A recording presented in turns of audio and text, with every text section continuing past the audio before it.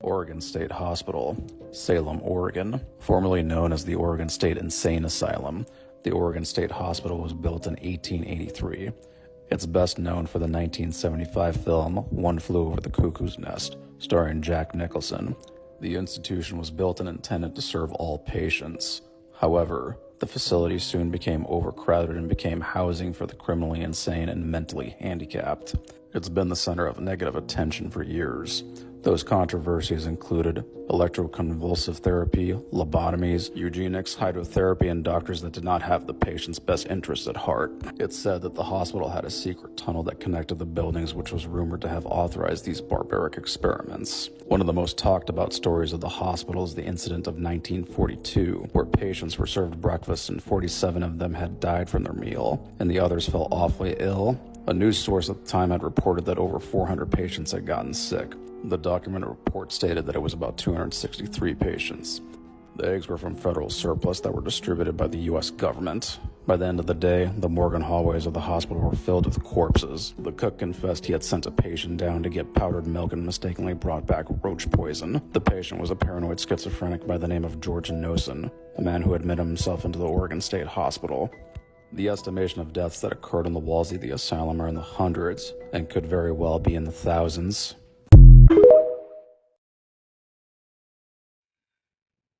This video is for entertainment purposes only, TikTok. The representatives from the World Court, they're the ones who prosecute the presidents and stuff, have just now said that Israel is no longer recognized as a state and that they must evacuate.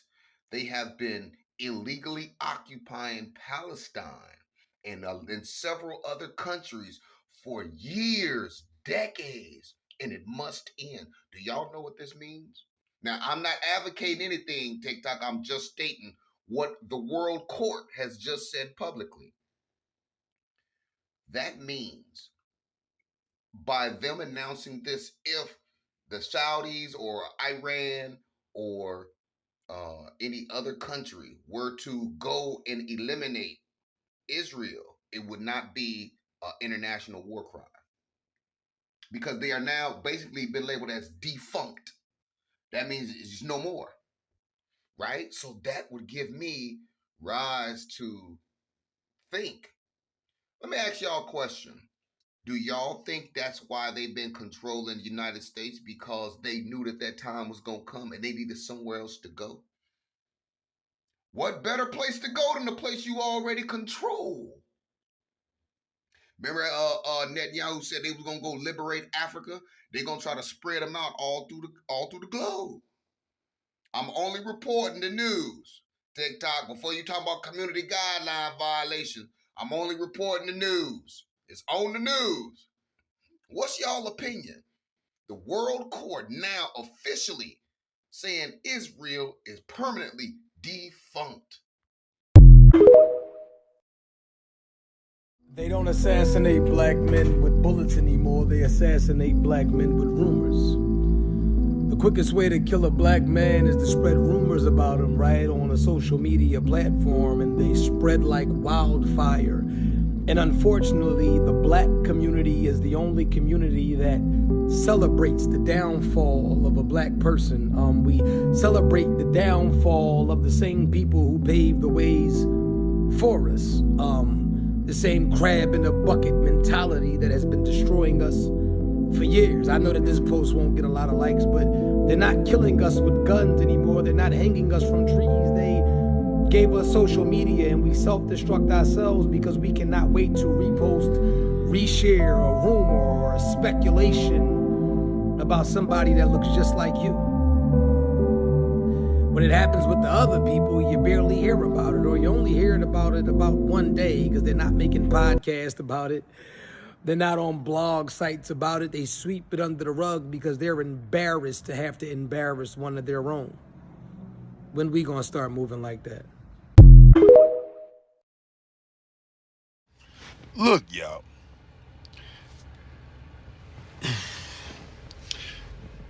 Everything was all water. Then God just made a bubble inside it. Now, inside this bubble, what you call oxygen, That's water, but you are not even breathing it. Without a body, what would you breathe?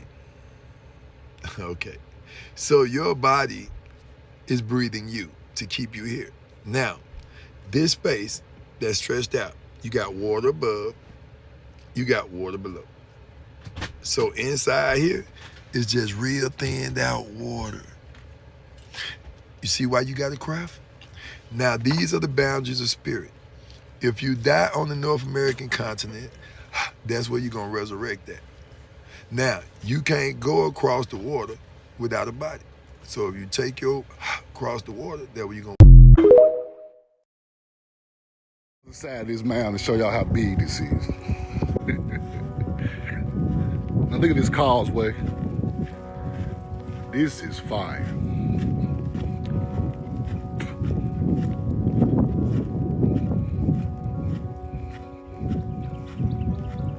Y'all hear me?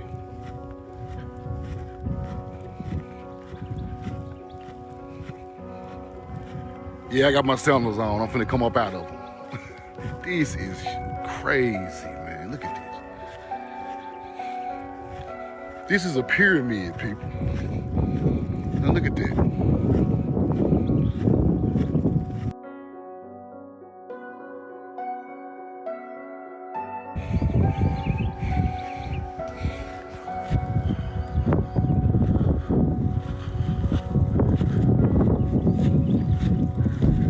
Gotta go to the top of the mound.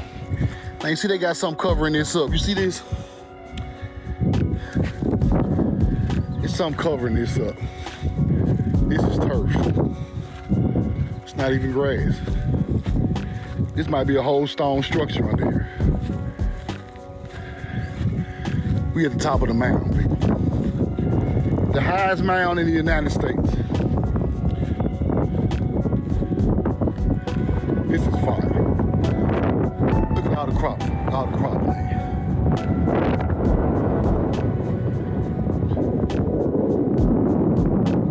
This land was flared down a long time ago for agriculture.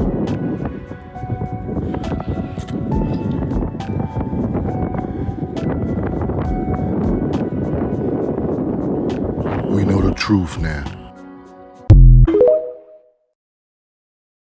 So y'all heard about the carcinogens found in the braiding hair, right? It's pretty much all the synthetic braiding hair. So we've been setting out stuff up for years. We might be developing cancer because of this braiding hair, right? 2 companies responded, but they didn't want to answer certain questions. All I know, y'all probably tired of seeing this bust down, but y'all gonna be seeing this bust down a lot. Because something gonna probably soon come up about the human hair. Because even though it's human, this stuff has to be processed and all this stuff in order for us to get it put in our, putting out here, sewn in our head or wear a wig or whatever. And I'm gonna wear my wigs, but I'm telling you, I'm about to slack up and just wear my own natural black hair that God blessed me with. But yes, the braiding hair, carcinogens found in it. So they're telling the people who are installing it to take breaks in between it. And for us who be wearing it a long time like me, because baby, I'm going to get my money's worth. And I want some breaks right now. But baby, I ain't finna do it. Y'all check it out. As a matter of fact, I'm going to upload it after this. I don't want y'all to think I'm crazy. I really feel like the nigga Mr. Beast is not a real person. He was, hear me out. He was created in a lab. They made this nigga in a laboratory to take over YouTube. That's why they made him. He's botted the fuck out. That's another bot. We don't even see, bro, have you ever even seen one of those TMZ pictures of Mr. Beast like, oh, we found them outside in Beverly Hills on Rodeo? See, the sooner y'all realize Pocahontas descended from this man, the sooner y'all understand what we, so-called Black Americans, mean when we say we descend from, and thus are, the Amerindians, the Paleo-Indians, the American Indians, whatever you call the indigenous inhabitants, not to be confused with the politically orchestrated and federally recognized Native Americans. They like to put these prefixes on our name, but they know who we are. And now, we know who we are. Have you ever wondered why they fought so hard to keep us from knowing who we were? It's because we weren't exactly civil. By 1670, Slavs and servants were banding together to rebel against owners. 1680s, Virginia passed 2 acts that combined, quote, Native Americans and Africans into a single racial category. It didn't matter if you were a, quote, Negro, a Moor, a mulatto, or an Indian. If you weren't Christian, you could be held captive. I heard some people think they were only enslaving black people, like you were from Africa if you were a slave. Don't even get me started on the 1700s when they started using terms like black and Indian and mulatto synonymously.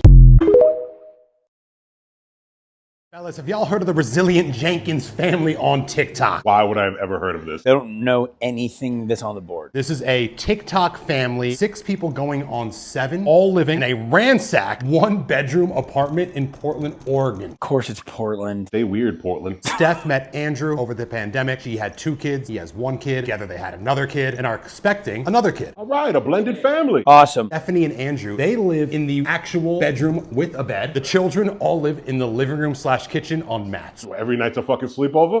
The children are the first line of defense. Oh, it's another one of those moms who fucking filmed everything thinking that they... Oh. The whole family's been infested with lice. Jesus Christ. Well, yeah, they're sleeping on the floor of the goddamn living room. That kitty's eating good though, boy. Y'all ever had lice? Nah, any good? Kids are always like, don't get lice, you're gonna have to put mayo in your hair. I thought you just had to get a buzz cut. Not only lice, but this house is infested with the great brother fleas. Lice and fleas. Fleas Witherspoon? I thought it was 7, but this is like a family of 6 million that's living in this house. They actually also have 4 cats, which fans and sleuths have discovered over time are slowly getting abused. I thought it was 1 cat. Of course it's fucking 4. 4 cats, 5 kids, 6 million fleas in a 1-bedroom. I read the Resilient Jenkins fam. I thought it was about a family that went on like a trip and like did a hike. To have all these infestations, they are resilient. Maybe just careless. The mom filmed it all. No, we need confessionals with the lice. Man, that shit was easy, man. So while the kids are doing God knows what, Not their homework. she's pregnant. Pregnant, there's another one coming? They don't have much money. Meanwhile, he does have a PS5 and they are on TikTok live rolling up and smoking loud while she is pregnant. They get home to their 1-bedroom, see their 5 kids, make their way to the bedroom, hit the PS5 on, roll up some loud, and just cool out as if they're not infested. And then say, you know who needs to see this? Everyone. Do you know what game? Crash Bandicoot? Andrew's playing NFL Street. Andrew's losing himself in Red Dead Redemption. He kicks one of the kids out because he has to set up Rock Band. Stephanie says, Andrew has guaranteed me he'll give me another baby if I get some viral content. Hey, Steph, welcome to the whiteboard. You did it. Are they planning a family YouTube channel launch? The fleas are like, Steph, you are fucking insane. She's a stay-at-home mom. He's attempting to provide for the family by doing odd jobs, Uber. His Uber rating is most certainly in the 3s. You mind if I have some of your fries in the DMs? Sends the picture and it's like dropped off outside of your apartment building. He doesn't want a job that requires a W-2 because he has another child and he doesn't want to pay child support. Jesus Christ. Can you lie, though, on a W-2 on your dependents? Then the IRS is going to come for him like they did for Dr. Dillamon. Instead, he said his plan was to clean hubcaps with a toothbrush for $32 an hour. Clean hubcaps? What the fuck? What is a hubcap? The rims. Working at West Coast Customs? Yo, we heard you like fleas. We put a 1-bedroom in your car. We heard y'all like lice, so this car is infested. What motherly qualities has she done to be considered a momfluencer? She just has kids. Everyone has a mom, technically. I think right now there's too much focus on the fluencer part, and maybe she needs to hone in on the mom part. They had the cats. She didn't want them in the crib anymore, so she made the excuse, listen, they were indoor cats, trying to make them outdoor cats now. Throwing out the cats, one of the kids is in the mix. They were officially evicted. They were in government housing, yet they're documenting all of the horrible things they're doing to the government housing. And you know those landlords can't stand when a bedroom smells like weed. I know from experience. Or lice, fleas, and 7 kids. As they were evicted, instead of dealing with the cat, they abandoned the kitties. Wow, man. I just feel like the internet's done a good job of beating up the momfluencers who actually fucking suck. Now they are going into a hotel. A hotel? Let's be real, it's probably a motel. What do you do with all your moving boxes? It's not like they had much to move. PS5. The lights. They're part of the family. Breaking news, the cats have been rescued and are being cared for. Fellas, what are your final thoughts on the resiliency of the Resilient Jenkins fam? You're rooting for the kids. We want the kids to be successful. They're going to grow up to be lice technicians. Family business, pest control. They know the lane. Rashad Jamal heavy on y'all hearts, man. I mean, the guy dropped up so many gems to us, bro, and he was relentless about it. That man put his life, his family, his everything on the line for us, bro. There's no way we should not be standing up and doing anything about it. miss Rashad Jamal so much, man. His energy be lingering on my spirit. I know the God came from nothing but love, for real, for real. Like, he really just be on my mind and runs through my mind. Like, I can feel it.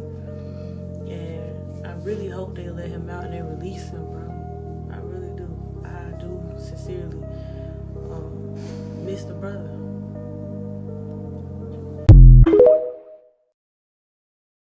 Turns out Kentucky Fried Chicken is actually Kentucky Fried Cannibal. Because why is no one talking about the new advertisement that basically alludes to the fact that we're eating people and not fucking chicken? Once I show you this, if you think anything otherwise, you are absolutely insane, because ain't no way in the fuck you have an ad saying worship the chicken, but you have a person being dipped in gravy and turned into a fucking chicken tender. See, these companies have to do something called karmic retribution, which means they have to tell us what they're doing so they can afford their karmic loss. This advert absolutely makes no sense, and it's fucking insane and very telling to stop eating KFC. Not only do we see multiple symbols in that video and multiple ritualistic practices, but we also see what appears to be cannibalism. They literally dipped a man in gravy and brought him out as a chicken tender. And you expect me to believe we're eating human meat? That shit already be tasting like deer ankles and fucking antelope ears. No, I won't be eating KFC. And this advert is very weird. It's very like, that egg looks reptilian. It doesn't even look like a chicken egg. But you know what? Yeah, go get y'all food.